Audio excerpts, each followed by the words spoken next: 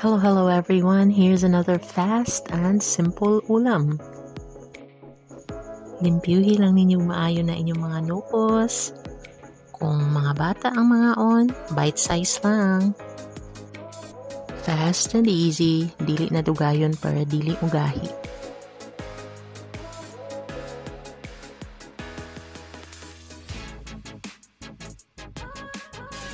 Sus, favorite ko no kain niyang nukos. Nara oh.